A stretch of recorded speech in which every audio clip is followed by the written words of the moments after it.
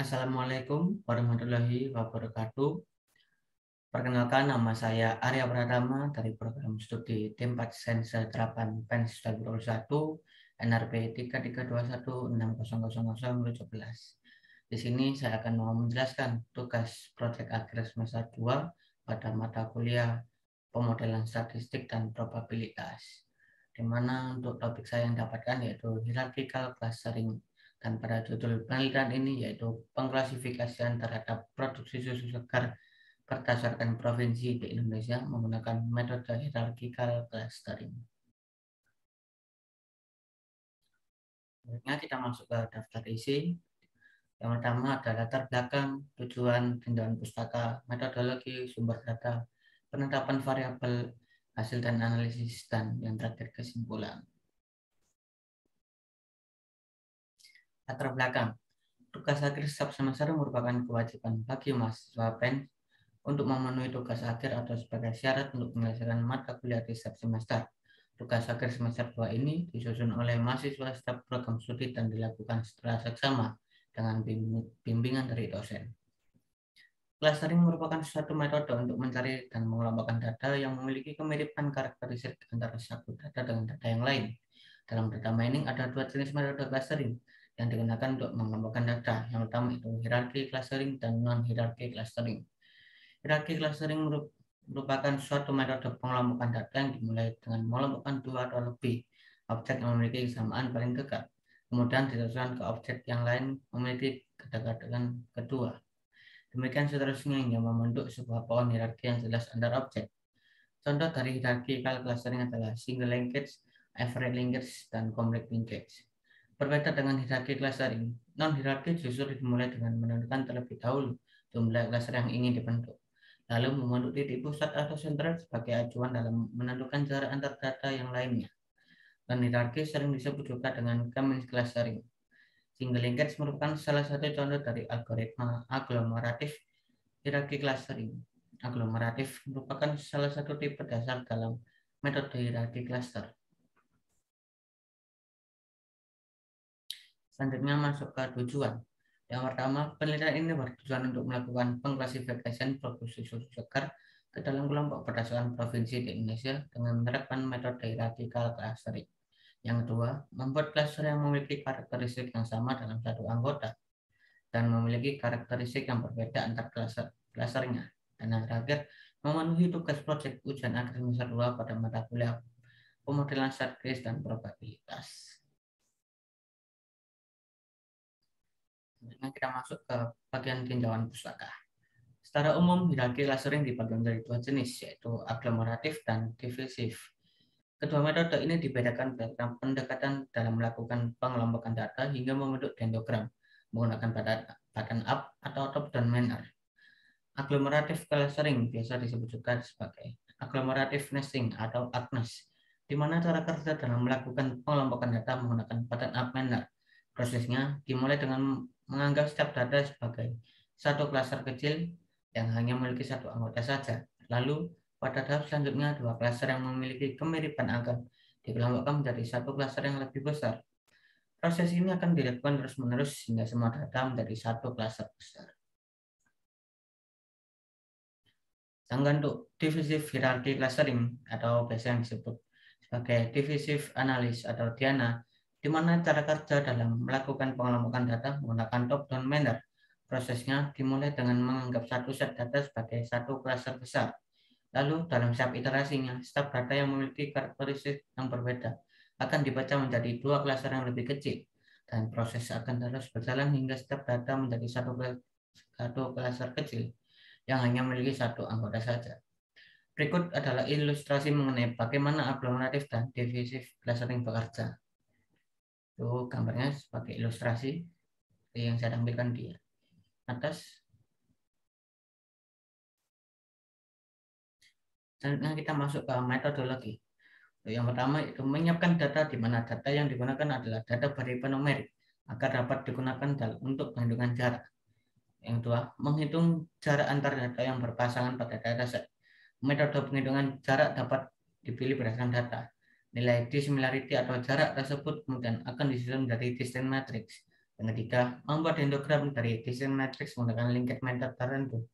Kita juga dapat mencoba beberapa linked method, kemudian memiliki histogram yang paling baik. Yang keempat, menentukan di mana akan melakukan pemotongan tree dengan nilai jarak tertentu. Di sinilah tahap di mana klaster akan terbentuk. Dan yang terakhir, melakukan interpretasi dari histogram yang telah didapat. Ini adalah metodologi dalam berbentuk flowchart seperti ini.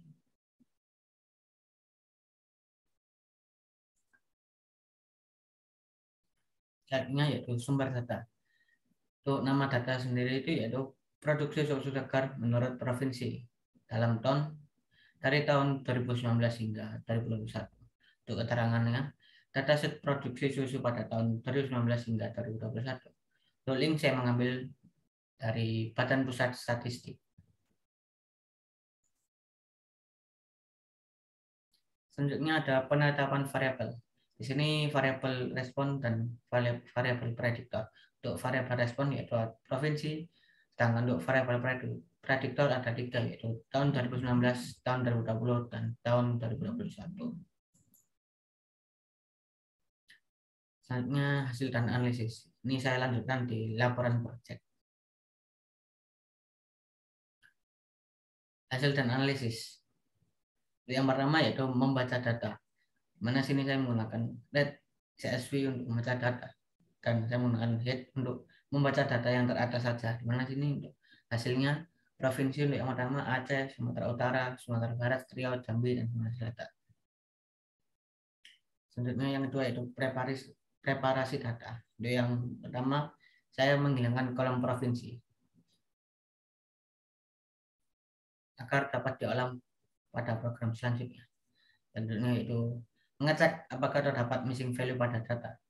Dari hasil tersebut kita dapat mengetahui bahwa tidak ada missing value dan hasilnya yaitu false, dan data dapat dianalisis lebih lanjut. Selanjutnya yaitu kita mengecek skala tiap variabel data yaitu dengan summary data, dimana untuk main pada tahun 2019 yaitu 27780,5. Untuk tahun 2020 mainnya 27850,4. Dan untuk tahun 2021 mainnya yaitu 28314,0. Karena sini sebelum melakukan perhitungan jarak data, oleh karena itu saya melakukan standarisasi data terlebih dahulu agar skala pada data variabelnya serupa. Pada data tersebut belum memiliki skala yang sama sehingga perlu dilakukan standarisasi. Intinya itu saya melakukan standarisasi data. Di sini saya menggunakan function scale. Melakukan standarisasi data dengan menggunakan set score standardization. Di mana sini untuk formula set score-nya seperti ini. Pada R kita bisa melakukan set score standardization menggunakan fungsi scale. Hasil standarisasi data akan kita simpan dalam objek dataku.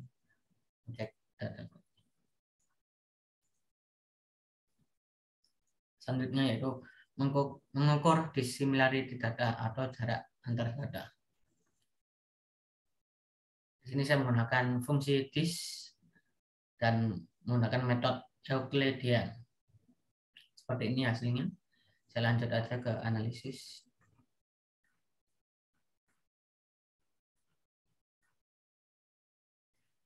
Lakukan perhitungan jarak pada data. Metode yang digunakan pada kasus ini yaitu Euclidean distance, karena akan menjadi besaran nilai pada tiap variabel data sebagai karakteristik yang membedakan tiap observasinya. Fungsi dis secara otomatis menghitung jarak antar observasi data. Objek hasil dis tersebut nantinya dapat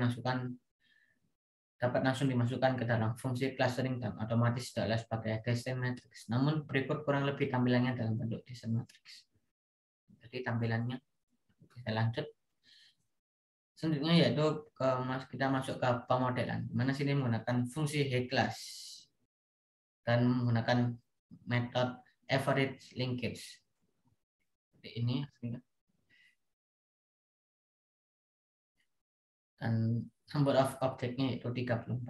Untuk analisanya seperti ini. Setelah persiapan data selesai, maka membuat clustering. Pembuatan clustering yang akan dicoba adalah 5 metode Agnes clustering.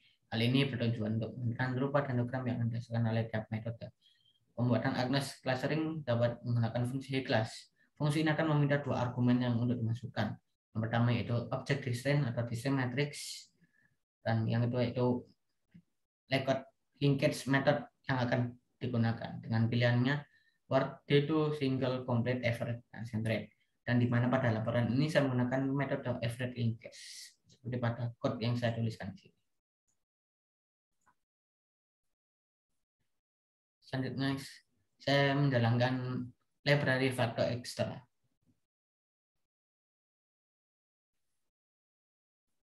Selanjutnya saya menggunakan fungsi previs underscore dan teks 0,5 itu sebagai jarak antar angka pada dendrogramnya. Dan di sini saya menggunakan judul untuk diagramnya yaitu cluster dendrogram average linkage. Itu hasil dendrogramnya seperti ini. Ada 4 cluster. Pada dendrogram tersebut, step observasinya yang memiliki kemiripan akan dihubungkan oleh sebuah garis dan bersatu pada suatu titik. Panjang garis tersebut disebut juga cokinetic distance dan berbeda-beda untuk dapat observasinya. Panjang garis tersebut merupakan yang menggambarkan jarak antar kedua observasi. Hasil dendrogram yang terbentuk pada model average linkage terlihat hampir mirip seperti complete linkage, yaitu terlihat compact. Model average linkage biasa digunakan karena menghasilkan nilai validasi cluster tree yang lebih baik dibandingkan metode linkage yang lain. Selanjutnya, sini saya melihat korelasi dari metode average. Mana sini saya menggunakan function cokinetic dan menggunakan core untuk melihat hasil dari cokinetic dengan korelasi metode average. Mana untuk hasilnya yaitu 0,9500157. Oke, saya lanjutkan. Sini saya menggunakan bentuknya yaitu ini dibagi menjadi 4 cluster. Mana sini menggunakan fungsi cut3 dan K-nya clusternya yaitu 4. Dan sini saya memunculkan yaitu dengan memanggil fungsi table. Berikut hasil di atas merupakan dendrogram yang dipotong untuk membentuk 4 cluster. Anggota cluster yang paling banyak berada pada cluster 1 sebanyak 31 cluster. Namun terdapat cluster yang hanya memiliki satu anggota saja, yaitu cluster 2, 3, dan 4. Hal ini dapat dijadikan bahwa indikasi bahwa observasi pada cluster 2 yaitu tahun 2016 dan merupakan anomali data. Di sini saya menampilkan dendrogram clusternya, tetapi di sini saya memakai warna untuk membedakannya. Seperti ini. Di mana untuk cluster satunya yaitu berwarna abu-abu di sini, untuk cluster 2-nya berwarna kuning, untuk cluster 3-nya berwarna merah, dan cluster 4 berwarna biru. Saya langsung analisis. Cluster 1 tadi berwarna abu-abu, cluster 2 berwarna kuning, cluster 3 berwarna merah, dan cluster 4 berwarna biru. Cluster validasi. Dalam hierarki clustering, menentukan banyak cluster optimal yang harus dibentuk terbilang cukup sulit. Secara umum untuk menentukan cluster yang baik terdapat 2 pengukuran yang dilakukan. Yaitu yang pertama internal measure, merupakan pengukuran untuk melakukan cluster validasi berdasarkan informasi internal terdapat pada data. Metode yang biasa digunakan pada internal measure yaitu connectivity, down index, dan silhouette. Nilai connectivity berkaitan antara 0 min infinity, di mana cluster yang baik memiliki connectivity yang kecil. Sementara itu nilai silhouette dan down index diharapkan tinggi untuk mengatakan bahwa clustering semakin baik. Selanjutnya yaitu stability measure, merupakan pengukuran validasi cluster yang lebih mendalam dibandingkan internal measure. Stability mengukur tingkat konsistensi dari hasil cluster yang terbentuk apabila terdapat satu variabel yang dihilangkan dalam satu waktu. Pengukuran dilakukan pada stability yaitu yang pertama APN, yang mengukur proporsi rata-rata jumlah observasi pada cluster yang sama. Yang kedua AD adalah average distance, jarak rata-rata antar observasi dalam klaster yang sama. Yang ketiga, ADM atau average distance between mean, jarak rata-rata antar pusat klaster pada pembuatan klaster dengan data yang lengkap. Yang keempat, ada FOM atau figure of merit, rata-rata variansi intra-cluster pada variabel yang dihapus.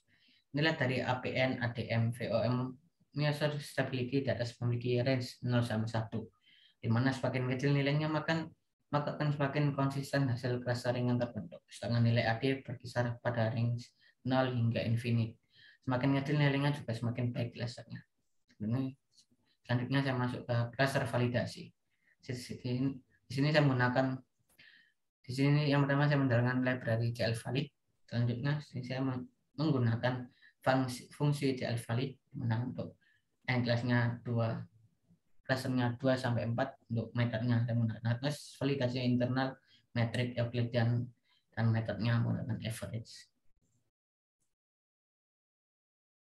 Untuk hasilnya, untuk validasi measure untuk hasilnya seperti ini. Untuk Agnes connectivity untuk klaster yang kedua yaitu 4,3579, yang ketiga klaster ketiga 5,857, dan klaster keempat 8,7869.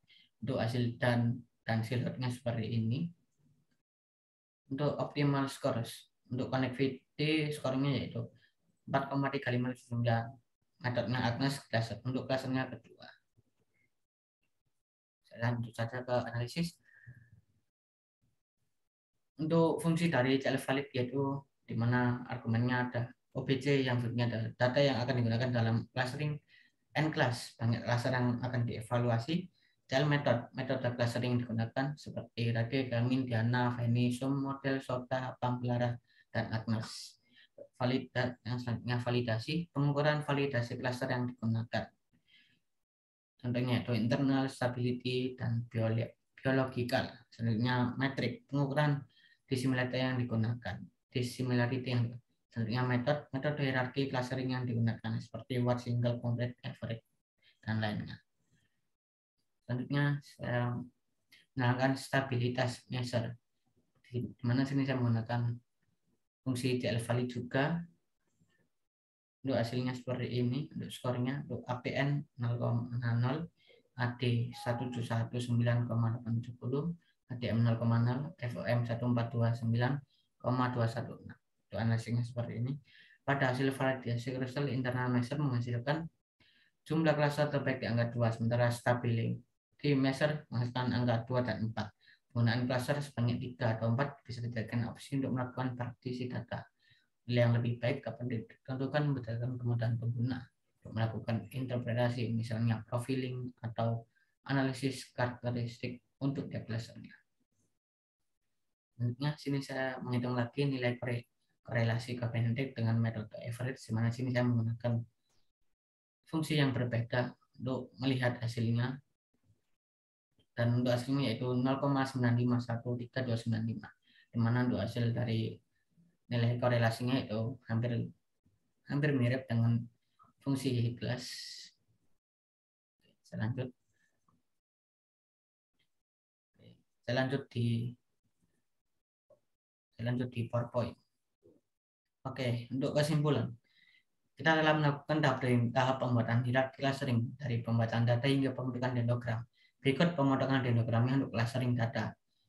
Tampilan dendrogram terpilih menggunakan pemotongan 4 cluster dan beberapa insight yang dapat diambil. Terdapat 2 cluster besar dan tiap cluster besar dapat dipecah kembali menjadi 2 cluster yang lebih kecil. Kemiripan antara setiap tahun berdasarkan tingkat profesi yang dapat terlihat. Ini untuk 2 cluster besarnya yaitu ini, dan 2 cluster dibagi menjadi 2 cluster lagi seperti ini. Untuk cluster satunya berwarna indah abu-abu, cluster 2-nya berwarna kuning, cluster 3-nya berwarna merah, dan cluster 4-nya berwarna biru. Oke, terima kasih itu tadi atas penjelasan hierarki clustering dari saya. Mohon maaf bila ada salah kata. Wassalamualaikum warahmatullahi wabarakatuh.